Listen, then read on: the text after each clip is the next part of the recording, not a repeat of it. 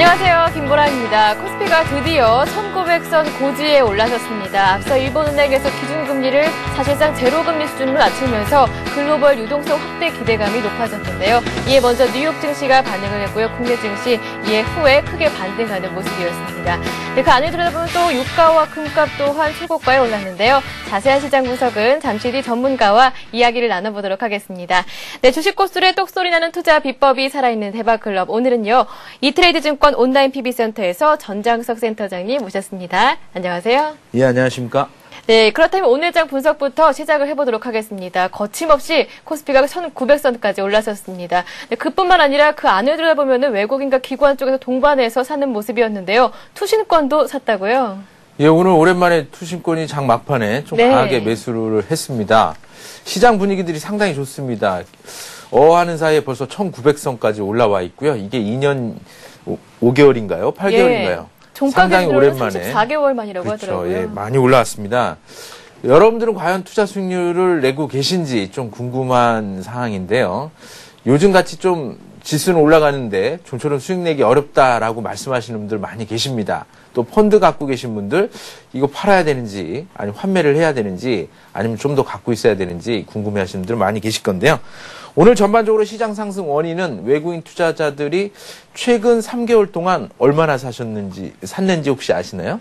글쎄요. 무려 9조 원 이상 매수를 했습니다. 그것도 3개월 연속 꾸준하게 매수하는 분위기들이 있었고요. 특히 최근 15일 동안 연속해서 순매수 흐름들이 나타났습니다. 종합주가지수 차트 한번 보면서 과연 현재 주가 수준이 추가적으로 더 상승할 수 있는 여력들이 있는지 잠깐 살펴보도록 하겠습니다. 자, 종합주가지수 오늘 시장 분위기들 아침에 일본의 기준금리 인하에 대한 기대감들, 또 미국이 FOMC에서 추가적으로 양적 완화 정책들을 진행할 것이다라는 기대감들이 형성되면서 시장 분위기들 좋았죠. 종합주가지수 움직임들 시초가부터 강한 상승 흐름들을 보여주면서 1900선의 종가를 마감을 했습니다. 그동안 기다려왔던 거래량의 흐름들도 상당히 긍정적인 흐름들을 보여주었죠. 차트를 보시게 되면 전반적인 분위기들이 그동안 없었던 흐름들이 나타났습니다. 거래량이 좀 수반되었고 또 기관과 외국인 투자가들이 다시 매수에 나서는 분위기들이 형성되었고 그리고 철강이라든가 기계업종들 그리고 전반적으로 운수 창고업종들 또 증권업종들이 움직이는 모습들을 보여줬습니다. 이러한 분위기들은 그동안 시장에서 화학업종이라든가 자동차 섹터 중심으로 움직였던 분위기들이 뭔가 좀 달라졌다라는 부분 또 주도주의 성격들을 갖고 있는 종목들이 계속해서 움직이고 있다라는 점들이 특징적인 건데요. 한 가지 또 염두에 두셔야 될 것은 과연 외국인 투자자들의 순매수가 계속해서 더 확산될 수 있을지 외국인 투자자들의 순매수 기조 말로만 말씀드렸는데 차트 한번 보시면서 그런 내용들이 실제로 계속해서 이어지고 있는지를 검증해 볼 필요가 있을 것 같습니다. 네. 종합주가지수하고 외국인 투자자들의 순매수 규모 한번 살펴보도록 하겠습니다. 이제 종합주가지수가 검은색이고 외국인 투자가들이 좀 볼드체인데요. 당일로 보게 되면 순매수와 순매도가 일시적으로 나온 것을 볼 수가 있지만 실질적으로 누적된 흐름들을 최근 7월 달부터 10월 달까지 보시게 되면 지속적인 순매수 규모가 확산되면서 9조 원 이상 외국인 투자자들이 순매수한 것을 볼 수가 있습니다. 이렇게 종합주가에서 상승에 외국인 투자자들을 적극적으로 기여하고 있는 부분들은 여러 가지 부분들이 있겠지만 지금은 양수 겸장이라고 하나요? 좋은 내용 두 가지가 있습니다. 그런 부분들을 시장 전략과 함께 묶어서 좀 설명을 드려야 될 건데 미국의 어떤 돈을 많이 번 그 실전 펀드 매니저가 있는데 그 사람이 시장을 판단하기를 뭐라고 판단했냐면 그동안 우리가 경기 회복에 대한 시그널들을 기다려 왔는데 그런 시그널들이 다 잘 나타나지 않으니까 시장에서는 양적 팽창 정책, 양적 완화 정책들을 진행을 하면서 풍부한 유동성을 유럽을 시작으로 해서 미국, 또 미국과 중국이 환율에 대한 전쟁과 같은 그런 정책들을 입안을 하면서 이젠 일본까지 가담을 했다라는 것이죠. 즉 경기 회복이 늦어지면서 나타나고 있는 현상들이 돈을 많이 풀어서 경기를 회복시키겠다라는 시각으로 좀 바뀌었고 자 그렇게 되면 경기가 회복되지 않아도 이런 풍부한 유동성을 바탕으로 해서 시장의 돈이 이머징 마켓으로 들어온다는 얘기죠. 네. 그렇다면 이제 경기 회복에 대한 시그널들이 경제 지표라든가 또는 생산량과 관련된 그런 산업 생산 지표에서 어느 정도 분위기들이 나타나면 주가는 더 레벨업할 수 있는 기회가 된다는 것입니다. 그래서 실제 경기 회복 시그널이 당장 나오지 않더라도 결국은 경기 회복을 시키기 위해서 돈을 더 풀 테니까 그로 인해서 주가가 올라갈 거고 또 마찬가지로 경기 회복 시그널이 나타난다라고 하면 시장은 추가적인 상승을 할 가능성이 높아지고 있다. 그래서 지금 전략들을 세우기가 상당히 어렵지 않은 상황이다. 그래서 일반 투자자들께서 너무 겁을 내실 필요는 없다. 혹시 내가 많이 올랐는데 상투를 잡는 건 아닌가라고 생각을 하실 수도 있을 것 같습니다만 종합주가지수를 한번 살펴보시게 되면 네. 제가 뭐 시황과 함께 전략까지 같이 넘어가도록 하겠습니다. 굳이 말씀드리자고 하면 저희가 10월 달 들어서면서 월봉을 좀 판단을 하지 않았는데요. 종합주가지수 월봉을 살펴보시게 되면 전체적으로 7월 달하고 8월 달에 분위기들이 어느 정도 상승을 했고 9월 달 접어들면서 조정을 받을 것으로 생각을 했지만 양적 완화 정책들이 적극적으로 유동성을 부어주면서 시장이 강하게 외국인 매수세를 동반하면서 9월 달부터 주가가 급등을 하면서 1800선 위로 올라왔습니다. 그 이후에 추가적으로 10월 달 분위기들을 보게 되면 월봉상으로는 양선의 숫자가 이미 많아지고 있는 모습들을 보여주고 있죠. 이전의 음선보다 양선이 많아지고 있다는 겁니다. 그만큼 상승할 수 있는 확률이 높아지고 있다는 것이고 다만 월봉상으로는 9월 달에 아직까지는 거래량이 수반되지 못했다는 부분인데 10월 달 들어서면서 기관도 매수에 나서고 있고 개인 투자자들도 이제는 펀드를 환매하기보다는 이제 좀 더 지켜볼까라고 하는 생각들이 형성되고 있기 때문에 오히려 추가적인 상승 여력이 10월 달까지는 있지 않겠나. 또 10월 달은 또 실적 시즌을 발표하는 시즌입니다. 그래서 실적 발표, 특히 최근 들어서는 그동안 자동차하고 화학주에 가려져 있던 철강이라든가 그리고 또 화학주의 실적 같은 경우도 계속 좋아질 거다라는 것, 또 정유라든가 운송이라든가 소매라든가 유통과 관련된 부분들이 움직이면서 증권주들도 함께 좋아지고 있다는 겁니다. 그래서 전반적인 분위기들은 일단은 10월 달까지는 좀 갈 것이다. 라는 쪽에 포커스를 좀 두시고요. 자, 그럼 이제 종목들이 궁금해 하실 것 같은데, 네. 종목들을 잠깐 살펴드리게 되면, 일단 중요한 것은 경기 부진이 나타난다고 하더라도 유동성에 대한 기대감들 때문에 특히 중국과 관련된 종목들은 계속해서 움직일 가능성이 높다. 그래서 중국에 포커스를 둔다면 중국의 정책에 관심 있는 종목을 보셔야 됩니다. 에너지, 인프라, 이런 쪽에다 좀 보셔야 되고, 신성장과 관련된 종목에 좀 보셔야 되고, 특히 중국은 소비를 집중적으로 육성하려고 하는 정책을 갖고 있습니다. 그래서 종목을 살펴보시게 되면 화학주들 중에서 LG화학 그리고 이 시간을 통해서 말씀드렸죠. 벌써 한 달 정도 됐는데 하나케미칼 계속해서 보셔야 될 것 같고요. 그리고 신성장과 관련돼서 LS 쪽, LS 전선과 그 LS 산정 같은 스마트 그리드 관련된 건데 이제 상장되는 회사가 LS하고 LS 산전이라서 LS 좀 보시면 될 것 같고요. 그다음에 쇼핑이라든가 이런 쪽 관련해서는 CJ 오쇼핑 그리고 소매나 중공업 관련돼서 현대중공업과 오리온 보셔야 될 것 같고요. 그리고 이제 실적과 관련된 종목들은 현대백화점 이 시간을 통해서 현대홈쇼핑이 상장되면서 지분표 평가 이익도 반영될 거다라고 하면서 말씀드렸습니다. 그래서 현대백화점 그리고 에너지 관련된 종목들 유가가 좀 움직이면서 실적 마진 개선 효과가 있지요. SK에너지, 호남석유 같은 화학업종들.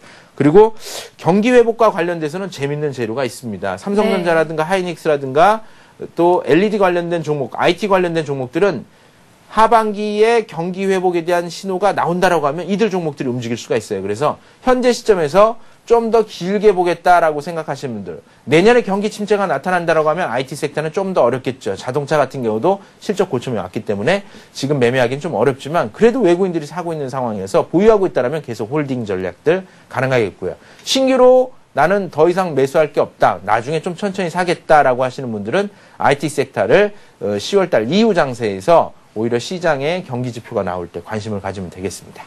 네, 이렇게 시황 정리와 함께 관심 종목 대응 전략까지 한번 짜봤습니다. 네, 이어서 주식 고수의 투자 노하우를 명쾌하게 전해드리는 고수의 투자 비법 시간 이어집니다. 오늘은 매주 수요일 순서인데요. 정장석의 실전 투자 바이블 지금부터 함께합니다. 고품격 경제정보 채널 서울경제TV 개국 2주년 특집 프로그램 다사다난한 2010년 주요 이슈 분석을 통해 4분기 성공 투자 전략을 세워보자. 2010 4분기를 노려라. 앞다퉈 쏟아지는 서민 금융정책 알고 계신가요? 똑순이로 거듭나기 위한 재테크 전략도 배워봅니다. 서민을 위한 금융 재테크. 급변하는 글로벌 경쟁에서 살아남기. 기업의 경쟁력 향상과 양극화 해소를 위한 프로젝트. 상생 경영의 현장을 가다. 국제사회 주역이 되기 위한 발걸음.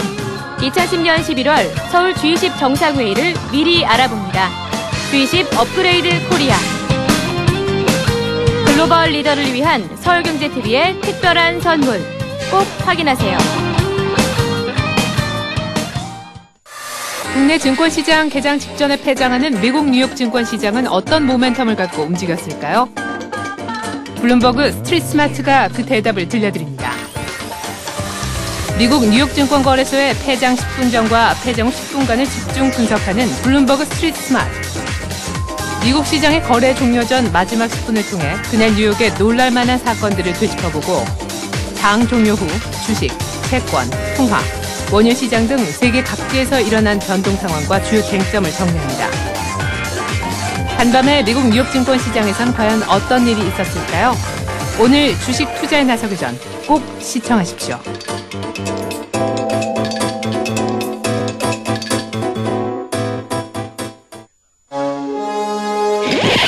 세단, 쿱, SUV, 앤, 웨건, 해치백, 컨버터블. 다양한 차량 정보와 그린카를 만날 수 있는 시간. 오토클럽이 준비한 알찬 코너들. 영화 속에 등장하는 명차를 소개하는 오토시네마.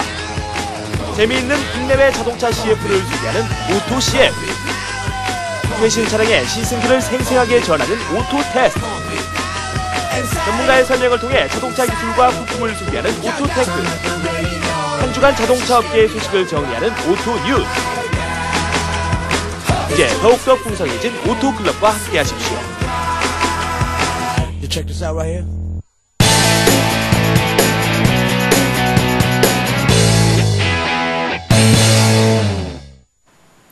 네, 전장석의 실전 투자 바이블 강의에 앞서서요. 여러분들의 질문부터 해결해 드리는 시간 갖고 있습니다. 참여하실 수 있는 방법 소개를 해드리겠습니다. 013-3366-0110번 무료 문자 번호고요. 이뿐만 아니라 서울경제TV 홈페이지에서 대박클럽 게시판도 열려 있으니까요. 강의에 관련해서 궁금하신 점이나 아니면 상담받고 싶은 질문 있으시면 언제든지 남겨주시기 바라겠습니다. 네, 그럼 지난 앞 시간에 센터장님 강의 듣고 나서 남겨주신 질문부터 살펴보도록 하겠습니다. 3038님께서 남겨주셨는데요. 최근 이슈인 미국과 유럽, 일본, 중국이 진행하는 양적 완화 조치로 주가가 상승한다고 합니다. 이에 대한 영향과 관련 종목도 짚어주세요라고 남겨주셨습니다. 예, 최근 저희가 한 2, 3주 사이에 한 내용들이 금리와 환율에 대한 내용이었었는데 예. 최근에 이슈가 되고 있는 것도 이 풍부한 유동성을 공급해서 경기를 부양하겠다라고 하는 선진국들의 경기 부양책들이 시장에 이슈가 되면서 그것이 또 외국인 투자자들의 매수세로 이어지고 있는데요. 최근 경제신문에 보시게 되면 대부분 다 이런 내용들이 주류를 이루고 있죠. 그래서 이 내용들을 좀 잠깐 살펴보면서 네. 과연 여기에 해당되는 종목군들은 어떤 것들이 있는지 함께 살펴보도록 하겠습니다. 자, 먼저 양적 완화 정책이 뭘까요? 양적 완화 정책이라고 하는 것은 돈을 좀 많이 풀겠다. 네. 돈을 많이 풀겠다라고 하는 방법은 두 가지가 있는데 한 가지는 시장에서 채권을 매입을 해가지고 돈을 푸는 겁니다.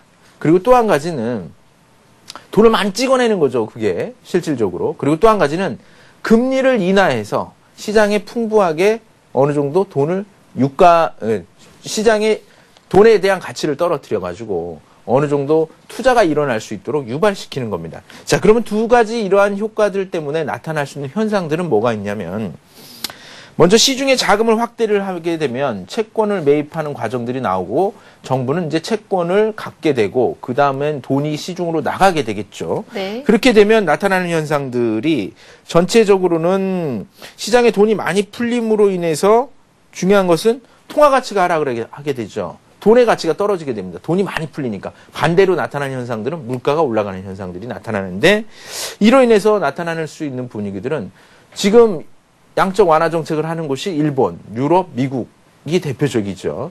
이제 중국 같은 경우는 환율 시장에 대한 분위기들을 많이 이제 통제를 하고 있는데 그러다 보니까 이 세 개 국가에서 돈의 가치가 떨어져 있는 상태에서 그쪽에 재화에다가 투자를 해봐야 남는 게 없는 거죠. 네. 그래서 돈이 바깥으로 빠져나옵니다. 국외로 나오죠. 그래서 저 남미 쪽, 브라질이라든가 이런 이머징 마켓 쪽이라든가 또는 아시아 쪽으로 돈이 몰려오게 되는 거죠. 이 얘기는 아마 수도 없이 말씀을 드렸던 것 같습니다.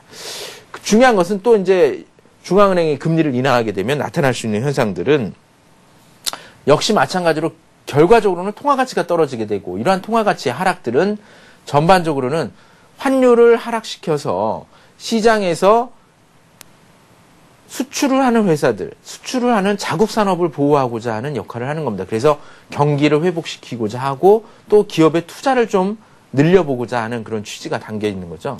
네. 이런 것이 이제 양적 완화 정책이다라고 볼 수가 있겠는데, 문제는 이로 인해서 나타나는 효과는 긍정적인 효과와 부정적인 효과가 있습니다. 긍정적인 효과는 이미 말씀드렸던 것처럼 저금리에 대한 효과들이 나타나면서 기업들의 이제 투자가 좀 늘어나고, 투자가 늘어나면 고용도 늘어나고 생산도 늘어나면서 전반적으로 경기가 좀 회복되는 그런 신호들이 나타날 수가 있겠고요. 그리고 또 금리가 낮은 상태이기 때문에 투자자들이 어떤 투자보다는 주식이라든가 좀 리스크 있는 자산 쪽에 돈이 몰리게 되고, 또 저축을 하려고 하는 성격보다는 소비를 하려고 하는 성격들, 이런 부분들이 전반적으로 경기 회복에 대한 좋은 시그널들로 나타날 수가 있겠죠. 그러나 좀 부정적인 내용들도 있습니다. 왜냐하면 금리를 인위적으로 내렸기 때문에 금리가 낮아 있는 상태에서는 지금 배추값이 뭐 16,000원씩 하고 막 그런다고 네. 하죠. 이렇게 물가가 올라갑니다. 뭐 잠시 후에 물가에 대한 내용들도 얘기를 하겠지만, 물가가 올라가면 물가를 잡기 위해서 언젠간 또 금리를 올려야 되는 그런 부담 요인들을 함께 갖고 있기 때문에 정책적인 부담들, 또 중앙은행의 어떤 신뢰도, 정책에 대한 신뢰도가 인위적이다라는, 시장에 맡겨지지 않고 있다라는 그런 불신들이 형성될 수가 있다라는 부분이고요. 또 한 가지는 실질적으로 이러한 요인들 때문에 부실 자산들을 인수해야 됩니다. 채권을 매입하면서 부실 자산에 대한 채권들을 주로 매입을 하게 되는데, 이로 인해서 신뢰도가 떨어질 수 있다라는 부분이죠.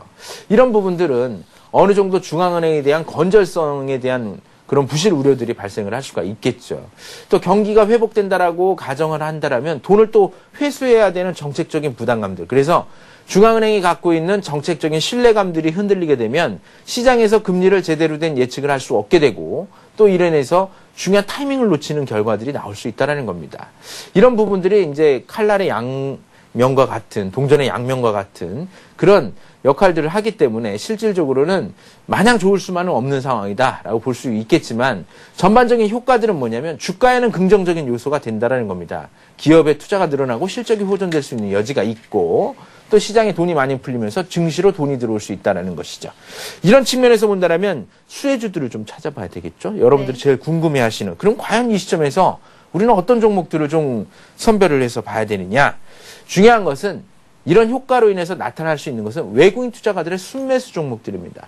여러분들 HTS를 살펴보시게 되면 외국인 투자가들이 매수하는 종목들을 화면상에서 쉽게 보실 수가 있는데, 외국인 투자가들이 집중적으로 매수한 시기는 약 3개월, 그리고 9월달 이후에 집중적으로 매수한 종목들을 수량하고 금액순으로 해서 보시면 되겠고, 여기에서 골라보셔야 될 포인트는 뭐냐면, 기관이 매도하다가 사는, 외국인과 기관이 같이 매수하는 종목, 최근 20일 내에 있는 종목들을 선별을 하셔야 되는데, 뭐 직접 HTS를 잘 다루시는 분은 선별하시면 되겠고, 제가 뽑아왔습니다. 그래서 당분간 원화 강세, 또 위안화의 강세 현상들 지속되면서 외국인 투자자들이 최근 20일 동안 또는 60일에서 90일 사이에 집중적으로 매수하고 있는 업종은 여전히 철강, 기계, 자동차, 중공업 관련된 섹터입니다. 이들 종목들의 대표 종목들을 선별을 하시는 게 좋겠고요. 그런 측면에서 본다면 전반적으로 정책적인 수혜들을 바탕으로 움직일 수 있는 종목들은 포스코하고 기아차가 사실 두 종목 중에서 밸류에이션 측면에서 본다면 기아차에 대한 목표 주가가 계속 올라가고 있기 때문에 관심 있게 봐야 되는데, 너무 주가가 높은 거 아니냐, 이거 내가 자칫 중간에 어려운 시점에 들어가서 손실을 볼 수도 있다라는 측면에서 본다면 포스코가 상대적으로 안전적일 수가 있겠고요. 대신 이 두 종목은 좀 더, 기아차는 단기적인 측면에서 공략할 수가 있겠고, 포스코는 조금 더 길게 보셔도 상관이 없다라는 측면에서 권해드리고 싶고, 또 중공업 관련된 섹터들, 특히 조선과 관련된 중공업 종목들이 외국인과 기관 투자자들이 최근 집중적으로 매수하는 모습들을 보여주고 있습니다. 대표적으로 현대중공업, 그리고 STX 조선 같은 종목들이 최근 주가 상승 흐름과 더불어서 강하게 움직이고 있고요. 특징적인 것은 해외에서 인프라와 관련된 투자가 많이 늘어나고 있죠. 중국도 마찬가지고, 그 다음에 중동 쪽도 마찬가지고, 그래서 해외 인프라 관련돼서 그 산업 관련된 그런 건설을 하는 회사들, 그래서 상사업종들에 대해서도 관심을 가져볼 필요가 있습니다. 그래서 대표적으로는 삼성물산 같은 종목들, 또 두산중공업 관련된 종목들, 특히 두산중공업은 원자력과 관련된 건설 관련된 종목들이고, 특히 이 대체에너지 시장과 관련돼서는 중국 쪽에서 대체에너지라든가 향후 녹색 성장과 관련된 그 산업들을 재편하려고 하는 정책들을 갖고 있습니다. 그래서 중공업 종목들 중에서는 두산중공업 보셔야 되겠고요. 또 유럽과 미국과 관련돼서도 인프라 투자가 두산중공업과 두산 쪽에서 관심을 모으고 있다라는 점 보셔야 되겠고요. 자, 이러한 전반적인 현상들이 표현될 수 있는 것이 증권업종입니다. 그래서 네. 지난주에도 금리 얘기하고 환율 얘기하면서 말씀드렸던 종목인데 대우증권, 키움증권 이번 주에도 아주 강한 모습들을 보여주고 있습니다. 그래서 리테일 관련된 개인 영업과 관련된 종목들을 보셔라라는 말씀드렸습니다. 동양종금이라든가 미래에셋보다는 키움증권이라든가 대우증권이라든가 우리투자 같은 이런 증권 종목들의 포커스를 두시고 리테일 관련된 종목들에다가 포커스를 두는 것이 좋다라는 점 염두에 두시고요. 자, 그럼 대표적인 종목들 차트 한번 살펴보도록 하겠습니다. 자, 먼저 증권업종들 중에서는 그 대우증권 한번 살펴보도록 하겠습니다. 대우증권 오늘 또 신고가도 갖고 키움증권 마찬가지로 신고가 예, 있는데요. 그렇습니다. 오늘 대우증권은 좀 올라가다가 흔들리긴 했고요. 탄력성이 네. 키움에 비해서는 떨어지고 있는데 키움은 워낙에 그 리테일 산업이 잘 발달되어 있는 종목 중에 하나입니다. 그래서 수익이 거래대금이 늘어나고 개인 투자가들의 관심이 모아지게 되면 수익이 계속 기하급수적으로 증가될 수 있는 대표적인 1등주라고 볼 수가 있겠고요. 대우증권은 법인 쪽이라든가 리테일 쪽이 강하기 때문에 보셔야 되겠고요. 차트를 보시게 되면 일단 10월 달이니까 월봉을 한번 살펴보도록 하겠습니다. 10월 달의 흐름들을 보시게 되면 월봉상으로 보면 차트가 정말 기가 막힌 흐름들을 보여주고 있습니다. 조정을 받은 상태에서 추세선들이 회복되고 있고 양음양 형태의 양선과 음선이 조화롭게 움직이면서 양선이 늘어나고 있고 고점을 넘어섰다라는 부분이죠. 종합주가지수 1800 넘어서는 9월달 모습과 비슷합니다. 그래서 대우증권 관심 있게 보실 필요가 있겠고 단기적인 측면에서는 오늘 시장 흐름들에서 한 차례 상승하고 흔들렸지만 오히려 외국인 투자가들이나 기관 투자가들의 매수 흐름들은 더욱더 좋아지고 있는 모습들을 차트상에서 보실 수가 있습니다. 그래서 관심 있게 보실 필요가 있지 않겠나라는 생각이고요. 그리고 조선업종들이 요즘 강한데 현대중공업 한번 살펴보도록 하겠습니다. 현대중공업 같은 경우에 오늘 아주 조정받고 주가가 강하게 움직였습니다. 지난주에 제가 여러분들에게 그런 말씀드렸는데 키움증권 말씀드릴 때 주가가 계속 움직여가지고 이거 어떻게 삽니까? 라고 했는데 조정받을 때 사시면 됩니다. 네. 걱정 안 하셔도 됩니다. 라고 말씀드렸고 조정은 20일 평균선이 있는 가격권대에서 지지를 하니까 강하게 움직이는 종목들은 지지를 하니까 그때 매수하면 됩니다. 라는 말씀드렸는데 중공업 관련된 종목들이 지난주에 주가가 어느 정도 주 초반에 고점을 찍고 밀렸다가 21선에서 다시 재상승을 했고 오늘 거래 동반하면서 외국인 매수, 기관 매수 동시에 다 들어오는 모습들을 보여줬습니다. 전반적인 시장 분위기들 좋고요. 특히 그동안 외국인 매수 흐름들이 지속적으로 늘어나고 있는 분위기들이 나타나고 있고 오늘 거래 동반하면서 기관도 들어왔다라는 점 좋습니다. 월봉을 살펴보게 되면 월봉 같은 경우에도 역시 강하게 추가적인 상승 여력들을 보여주는 모습들이 종합주가지수처럼 지난 8월 달에 조정을 한 차례 받고 9월 달에 고점을 넘어서는 강한 상승과 더불어서 10월 달에 추가적인 상승 여력이 나오고 있고 특히 10월 달 같은 경우에는 월초 대비 주가가 주초에 조정을 받았기 때문에 오히려 매수할 수 있는 기회가 좋았다라는 점이고요. 그런 측면에서 보면 추가적인 상승 여력이 있어서 보유 전략들 가능하지 않겠나라는 생각을 해볼 수가 있겠습니다.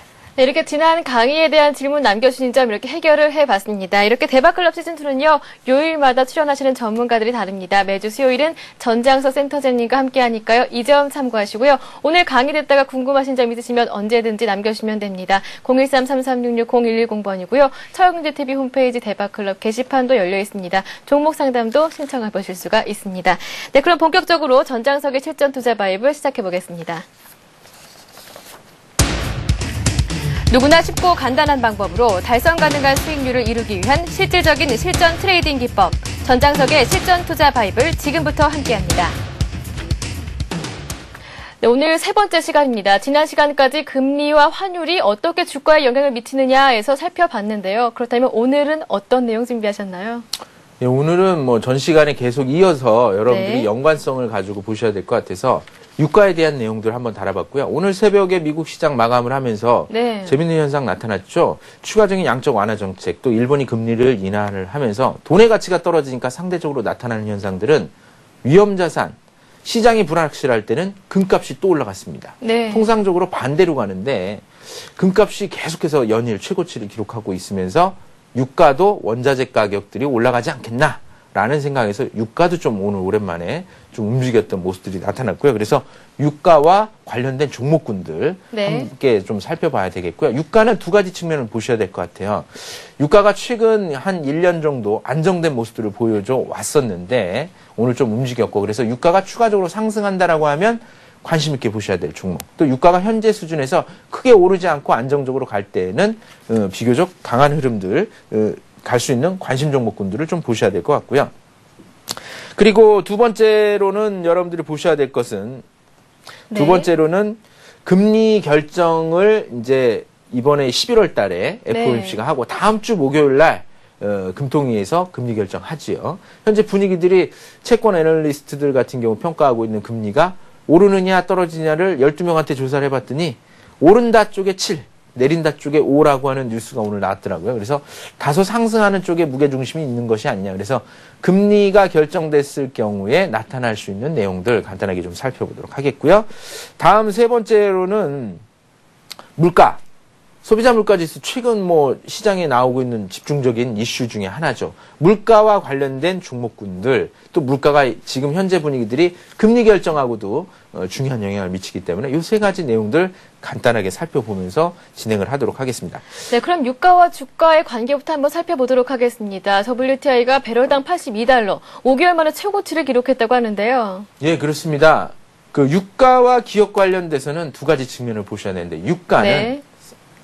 증시 측면에서 보면 선천적으로 비용에 해당하는 겁니다. 네. 원재료이기 때문에. 그래서 특히 이제 유가 같은 경우에는 비용에 해당하는 종목군들이 이제 있겠죠. 유가가 비용에 대한 기업의 비용이다라고 하면 유가가 오르지 않았을 때 좋은 회사들이 있습니다. 그게 기름을 많이 쓰는 회사들이죠.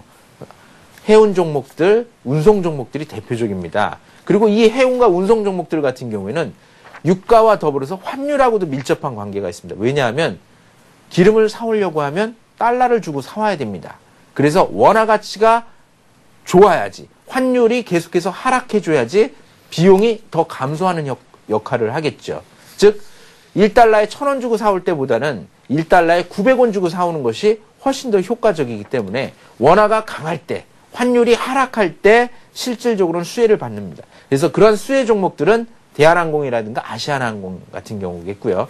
특히 이들은 유가와 환율이 두 가지 효과를 동시에 갖고 있다는 측면이 좋습니다. 그리고 이들은 해외 여행 수요하고도 환율이 하락했을 때 영향을 미치기 때문에 아주 집중적으로 관심 있게 보셔야 되고 최근 주가 상승률이 6개월 동안 아주 좋았습니다. 그런 측면에서 좀 보셔야 되겠고요. 유가가 상승을 한다라고 하면 수혜를 받을 수 있는 기업들이 있죠. 유가가 올랐을 때 아마 작년, 재작년, 2008년도, 2009년도가 아닌가 싶은데 유가가 배럴당 100달러까지 올라갔을 때의 분위기들 기억하실 겁니다. 그때 관련된 정유 관련된 섹터들이 강하게 움직였던 것을 볼 수가 있겠죠. 즉 실제로 수입해오는 가격하고 그리고 판매하는 판매 가격하고의 마진이 늘어나는 효과를 하게 됩니다. 그래서 정유화학 업종들, 특히 정유 업종들 최근 주가 흐름들 좋습니다. 왜냐하면 이전에 과잉 생산과 관련된 부분들이 있지만 실제로 여러분들 주유소 가보시게 되면 기억하시겠지만 유가는 실질적으로 한 1년 정도 안정화되었음에도 불구하고 실제 판매되는 유가는 떨어지질 않았어요. 제가 기름을 넣어봐도 뭐 저는 경유차를 타는데 작년에 비해서 한 100원 정도 떨어진 게 전부더라고요. 그래서 실제로 정유업종들이 수익이 좀 호전되고 있다라는 점이고요. 그리고 상사업종들. 유가가 상승을 하게 되면 정유를 판매하는 나라들이 중동 국가들이죠. 이 중동 국가들이 계속해서 산업재화에 투자를 하게 됩니다. 그래서 그 중동 국가의 오일머니가 집중적으로 유입되게 되고요.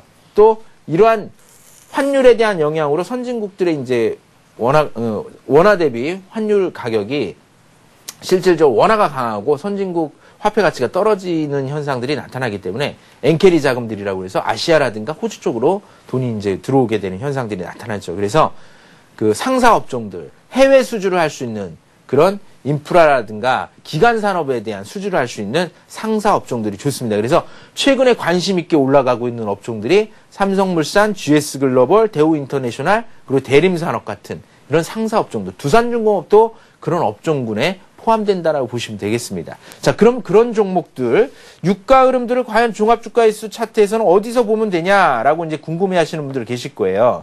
그래서 종합주가지수에서 해외 차트를 보시게 되면, 싱의 이제 해외 차트에 보면,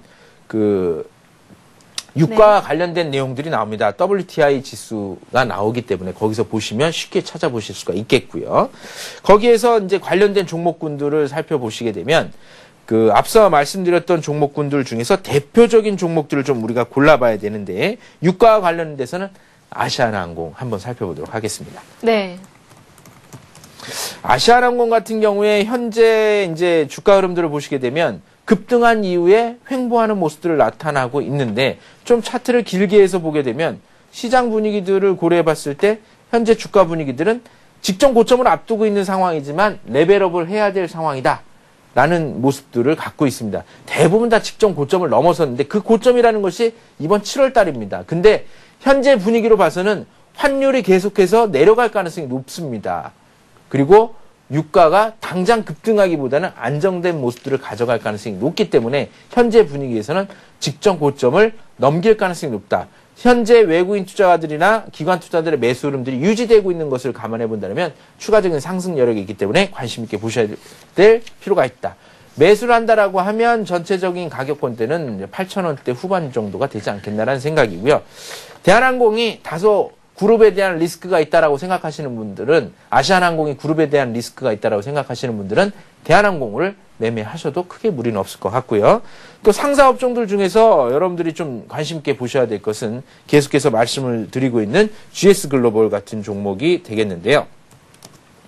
최근 GS글로벌 같은 경우에 주가 흐름들을 보시게 되면 1차적인 상승을 한 것에 머무르고 있습니다. 차트 흐름들 잠깐 보시게 되면 GS글로벌은 불과 9월 달에 주가가 상승을 하는데 그쳤기 때문에 이런 분위기들을 본다라면 실질적으로 최근 20일 동안 외국인 투자자들이 매수한 종목들이 대표적인 종목 중에 이런 상사 업종들입니다. 밑에 외국인 투자자들 지분 흐름들을 보시게 되면 9월 이후에 매수한 게 전부입니다. 그래서 현재 분위기에서는 조정을 받더라도 추가적인 2차 상승이 있다라는 점. 그래서 조정 시에 매수해도 무리가 없는 종목입니다. 그래서 상사 업종들 중에서는 GS글로벌 관심 있게 보셔도 큰 무리가 없을 것 같습니다. 자, 두 번째로 이제 여러분들에게 이제 말씀드려야 될 내용들이 금리 결정과 관련된 부분인데, 이 금리가 이제 매월 둘째 주 목요일 날 열리게 되는데, 이번에 이제 14일 날 열리게 될 건데요.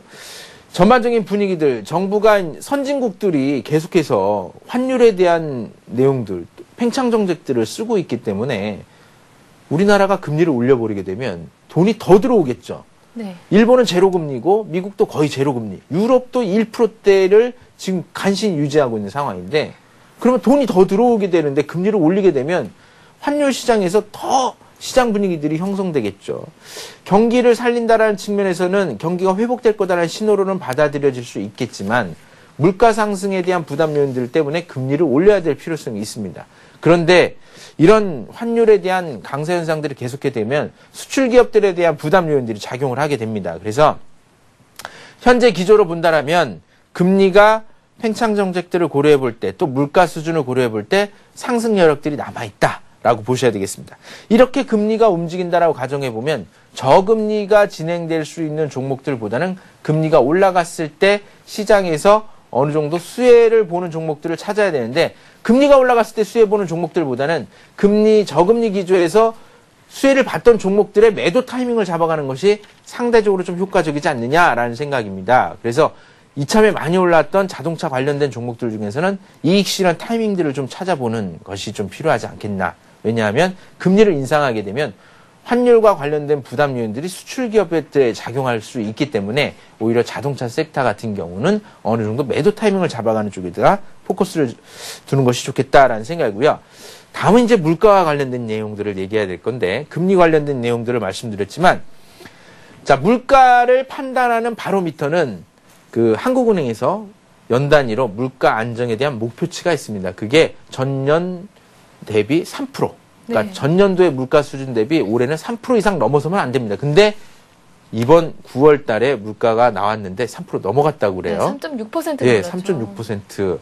최근 한 6개월 정도 동안 2%대였었습니다. 네. 그래서 상당히 안정적인 물가였는데 이게 언제 움직였냐면 추석 전후로 해서 또 갑자기 여러분들 아시겠지만 이상기후로 인해서 네. 농작물 작황들이 좋지 않았고 그래서 식료품과 관련된 신선식품의 물가가 급등을 해버렸습니다. 그러면서 지금 원자재 가격들이 계속해서 꿈틀꿈틀 하고 있어요. 왜냐하면 돈의 가치가 떨어져 있는 상태다 보니까 차라리 원자재 쪽에다 투자를 하자. 그래서 금 쪽에 연일 최고치, 유가도 들썩들썩하고 있고 농산물 가격도 들썩들썩하고 있습니다. 이런 분위기들을 고려해 본다면 물가를 잡기 위해서 현재 저금리를 유지할 수가 없는 게 한국은행이 갖고 있는 딜레마입니다. 네. 근데 거꾸로 생각해 보면 지금 무슨 문제가 있냐면 차라리 지난달에 금리를 올렸으면 나은데 금리를 동결했음에도 불구하고 실제로 경제 상황들이 나아진 게 없어져 버렸어요. 네. 오히려 선진국들은 더 통화를 늘리는 정책들을 써버리다 보니까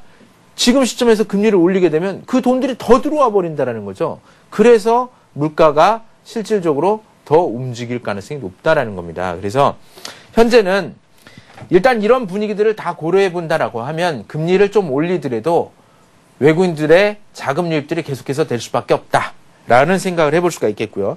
그런 측면에서 전반적으로 우리가 관심 있는 종목들을 선별을 해본다라면 네. 앞서 이제 아시아나항공 말씀드렸지만 대한항공 같은 경우가 또 대표적으로 이런 수혜 종목이라고 볼 수가 있겠고요. 건설 종목들 중에서 관심 있는 섹터를 좀 보셔야 될 건데 앞서 인프라 관련된 종목들 말씀드렸지만 대림산업 같은 경우가 여러분들이 좀 보셔야 될 종목군들 중에 하나라고 볼 수가 있겠습니다. 이제 건설 종목들의 내수 건설 말고요. 그 인프라라든가 이런 쪽에 투자하는 해외 건설 섹터에서 관심 있게 보셔야 되는데 대림산업 같은 경우는 최근 9월 달과 10월 달 접어들면서 외국인 매수가 강하게 유입되는 모습들이 시장에서 나타나고 있습니다. 아래쪽에 보시게 되면 외국인 매수가 9월 달 접어들면서 급격하게 늘어나는 모습들이 나타났고 기관 매수도 9월, 10월 달에 들어왔고요. 장기적으로 보게 되면 차트를 길게 놓고 보시게 되면 지금 건설주 주가 흐름은 이전 2007년도에 보면 바닥권입니다. 그리고 전반적인 추세선들이 한 점에 수렴한 상태에서 1차적인 확산 국면에 놓여졌기 때문에 추가 상승 여력들이 좋다라는 점 염두에서 대림산업 같은 종목 보시고요. 이외에 관심 있게 보셔야 될 것은 그 정유화학 섹터들 중에서 GS를 여러분들이 보시면 되겠습니다. 대림산업 같은 경우에는 목표 주가를 약 85,000원, 매수를 85,000원 정도에 여러분들에게 권해드릴 수가 있겠고요. 많이 올라서 조정을 받는 타이밍을 기다리는 또 매수에 가담하면 무리가 없을 것 같고요. 목표가는 대림산업 같은 경우에 약 10만 원 내외 수준까지 볼 수가 있겠습니다. 손절은 78,000원대 전후로 해서 관심 있게 보시면 큰 무리는 없을 것 같습니다. 네, 이어서 여러분들이 기다리셨던 순서입니다. 종목 상담 신청해 주신 것들 한번 살펴보도록 할 텐데요. 네, 오늘 강조해 준 그 투자 기법 그대로 설명을 해드리니까요. 많은 참여를 기다리고 있겠습니다. 다시 한번 참여 방법 고지해 드리겠습니다. 013-3366-0110번 열려 있고요. 서울경제TV 홈페이지에서 대박클럽 게시판도 언제든지 열려 있습니다. 강의 듣는 중에 보내주신 종목들 살펴보도록 하겠습니다. 첫 번째 상담받을 종목은요. 3674님께서 남겨주셨습니다. 일진 디스플레이를 1,700원에 매수하셨고요. 30% 갖고 계시다고 합니다. 앞으로의 전망 부탁드립니다. 울산에서 벌집입니다. 라고 남겨주셨는데요. 오늘장 일진 디스플레이 5% 급등하면서 11,500원까지 올랐습니다.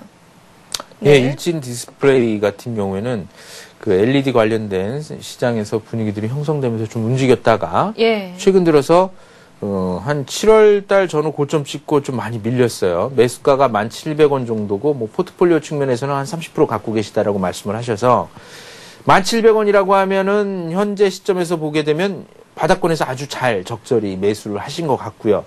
또, 바닥권에서 거래가 모아졌다라는 분위기들이 좋습니다. 그래서, 거래가 실제로 모아졌는지 차트를 보시면서 좀 살펴보도록 하겠습니다. 네. 일진 디스플레이 같은 경우에도 중요한 것은 과연 현재 외국인과 기관 투자들이 매수에 나서고 있는데 외국인과 기관이 매수에 함께 나서고 있느냐 봐야 되겠죠. 역시 외국인 매수세가 9월과 10월 달 들어서 다른 대표적인 종목들에 비해서 많지는 않지만 매수가 유입되었다는 점, 특히 지난 고점 수준에서 외국인 투자들의 매수 규모에 비해서 현재 수준의 매수 규모가 전혀 손색이 없다는 점입니다. 추가적으로 더 늘어나고 있다는 점이죠. 그래서 현재 시점에서는 보유를 해도 큰 무리가 없다라는 생각이고요. 조정을 받은 상태에서 추세선들이 한 점에 모여있는 상태에서 다시 주가랑 거래량이 발산을 하고 있기 때문에 추가적인 상승 여력이 최소 직전 고점까지는 가능하지 않겠나라는 생각을 해볼 수가 있겠습니다. 그래서 보유 전략들 가능하고요. 앞서 말씀드렸던 것처럼 경기가 불확실하지만 경기가 회복된다라는 신호가 나온다면 IT 섹터가 움직일 가능성이 높습니다. 그래서 현재 측면에서는 오히려 하반기를 두고 더 가지고 계셔도 무리가 없지 않겠나. 목표 주가, 그럼 전반적으로 그 애널리스트들이 평가한 목표 주가들은 어느 정도까지 보고 있나를 좀 살펴봐야 될 건데요. 많게는 2만 원대를 넘기는 목표 주가를 내놓는 회사도 있습니다만 전반적으로 목표 주가는 13,000원대 수준 직전 고점까지는 갈 수 있다라는 측면에서 무리가 없을 것 같습니다. 보유 전략들이 가능할 것 같습니다. 네, 다음 분 살펴볼까요? 다음 분은요, 2070님께서 남겨주셨습니다. 조선선제를 매수하셨는데요. 68,000원에 25% 갖고 계시고요. 한 종목 더 보내셨습니다. 대한해운을 매수하셨는데 53,000원에 매수하셨고 15% 갖고 계신다고 하는데요. 이 중에서 조선선제만 살펴보도록 하겠습니다. 예, 조선선제는 네. 참 평가하기가 네. 어려운 종목인데요. 그 현재 주가 흐름이 이게 68,000원 매수하신 가격이 현재는 주가가 65,000원 정도이고요. 주가를 이렇게 보시게 되면 이런 종목들은 상당히 이제 투기적이고 어떤 세력들에 의해서 주가가 움직이는 아니면 어떤 재료에 의해서 움직이는 종목들입니다. 그래서 어떤 이 종목을 전문적으로 거래를 꾸준하게 해오셨다거나 이 회사에 대해서 집중적으로 계속 오랫동안 거래하셨던 분들이 이 종목에 대한 어떤 주가 흐름들을 잘 아실 것 같아요. 그래서 제가 판단하기에는 이런 종목들 같은 경우에는 여러 차례 매수를 해오셨거나 그런 경우에는 관심 있게 보실 필요가 있겠고요. 최근에 이제 외국인 투자가들의 매수가 좀 들어왔는데 이 외국인 투자가들의 매수 흐름들 같은 경우에도 우리가 이제 판단을 해볼 때 과연 외국인 투자들의 이러한 매매 흐름들이 양적인 측면에서 점검을 해봐야 되는데 그렇게 양적으로 많지 않다는 겁니다. 순매수는 있었지만 그래서 자칫 오해할 수 있는 여지가 있어서 주가의 흐름에서는 크게 손실을 보거나 이익을 볼 수 있는 그런 종목, 손실을 볼 종목은 아닙니다. 이익에 대한 부분들은 상승 여력이 어떻게 나타나느냐를 따라서 좀 봐야 되는데 재료적인 측면이라든가 어떤 내부적인 흐름에 의해서 움직일 수 있어서 제가 뭐라고 좀 판단하기 좀 어려운 것 같습니다. 일단은 뭐 지금 분위기들로 봐서는 거래도 적고 네. 일부 외국인의 매수가 들어오긴 했지만 재료 가치를 갖고 있는 뭐 정보들을 갖고 계시다라면 믿어보시고 보유하는 것이 좋겠지만 손절 단가는 좀 지켜야 될 것이 아닌가. 이런 종목들은 주가 변동이 적기 때문에 자칫 매수가 이하로 10% 이상 하락을 했을 경우에는 정리를 하는 것이 좀 필요할 것 같습니다. 네, 전장성 세터사님 워낙 자세하고 친절하게 상담을 해주셔서요. 충분한 답변이 됐으리라 믿습니다. 네, 다음 종목은요. 넥센타이어입니다. 6154님께서 남겨주셨는데요. 넥센타이어를 8,285원에 매수했습니다. 40% 매수하셨다고 하시는데요. 사고 나서 주가가 좀 내립니다. 어떻게 할까요? 답변 부탁드립니다. 하고 남겨주셨습니다. 오늘 주가를 보니까요. 넥센타이어가 오늘은 1.6% 오르면서 8,180원입니다. 손실 꺼내 계신데요. 예. 넥센타이어가 8,200원대에서 사셨으니까 네. 현재 좀 주가 급등하는 시점에서 조정받고 5일 전에 사셨으니까 현재 시점에서는 그렇게 무리는 없습니다. 그리고 타이어 관련된 종목들 같은 경우는 자동차 관련된 섹터들이 움직이고 있기 때문에 조금 더 시간을 두고 좀 봐야 되는 것이 아닌가라는 생각이고요. 뭐 타이어 항상 여러분들이 투자를 하실 때 중요한 것은 업종의 대표주를 좀 공략하시는 게 좋습니다. 네. 업종 대표주라고 하면 타이어 업종들 중에서는 한국 타이어가 대표적이고 중국 쪽에서의 재료들이 있기 때문에 한국 타이어를 공략하는 게 좋죠. 하지만 이미 좀 이등주, 좀 주가라든가 내가 매매하기 편한 종목을 사셨다라고 하면 시장 업황들을 고려해 봤을 때 산업 분위기들이 추가적으로 상승 여력이 있고 또 외국인들의 매수 흐름들이 역시 마찬가지로 꾸준하게 유입되고 있다는 점 두고 봐야 될 것 같고요. 그런 측면에서 본다면 이 종목은 전체적인 추세 흐름들이 깨지지 않는 선에서 본다면 현재 측면에서는 7,000원대 후반, 7,800원 정도 즉 8,000원대가 무너지더라도 7,800원대 레벨이 깨지지 않는다면 상승 여력이 여전히 남아 있습니다. 그래서 다소 좀 손실이 나셨더라도 자동차 섹터, 기아차라든가 자동차 섹터 관련된 종목들 실적이 좋기 때문에 계속해서 3분기 때 실적 분위기들도 좋지 않겠나라는 생각입니다. 그래서 보유 전략들 가능할 것 같습니다. 네, 다음 살펴볼 종목은 금호석유입니다. 휴대전화번호 끝자리 2189님께서 남겨주셨는데요. 7만 원에 매수를 하셨고요. 5% 갖고 계신다고 합니다. 손절가와 회사 전망 부탁드립니다 하고 남겨주셨는데요. 오늘 일단은 수익권에 계십니다. 오늘 종가가 72,400원이니까요. 석유화학 업종들은 시장에서 관심을 예. 갖는 종목입니다. 뭐 오늘 저는 안 강의에서도 갖고 있는데 호남석유라든가 금호석유와 갖고 계신 분들은 이거 그렇게 걱정하지 않으셔도 될 것 같은데 안타깝게도 이분이 비중이 5%밖에 안 되신다고 네. 하신 것 같아요. 그래서 뭐 비중도 적지만 오히려 뭐 추가적인 상승 여력들이 있기 때문에 손절가 특별히 걱정하실 필요 없을 것 같고요. 손절가라고 하면 20일 평균선 항상 그때그때 달라지겠지만 평균적으로 20일 평균선이 7만 원대에 놓여져 있습니다. 그래서 오늘 장중에 좀 밀리는 모습들을 보여주면서 7만 원까지 좀 빠졌는데 7만 원대 붕괴되기 전까지는 그냥 매수가 가격대에서 계속 보유 전략들 가능할 것 같고요. 추가적인 상승 여력이 있습니다. 다만 어느 정도까지 올라갈 건지 살펴보게 되면 일단 이 종목은 최근에 나온 컨센서스 재료들을 좀 컨센서스 가격대를 보게 되면 밸류에이션 측면에서 9만 원대 사이클까지는 갈 수 있지 않겠나. 그래서 9만 원대 근접시까지는 보유 전략들 한 10% 정도까지는 상승 여력이 있다라는 측면에서 보유 전략들 가능할 것 같습니다. 네, 다음 종목 살펴볼까요? 다음 종목은 동진세미캠입니다. 2062님께서 남겨주셨는데요. 5,880원에 매수를 하셨고요. 20% 보유하고 계시다고 합니다. 향후 전망이 궁금하다고 하시는데요. 동진세미캠 한번 살펴볼까요? 예, 동진세미캠 같은 경우에는 이제 IT 관련된 섹터 영역이라서 당장 지금 시장에서 주목을 받고 있는 종목군은 아닙니다.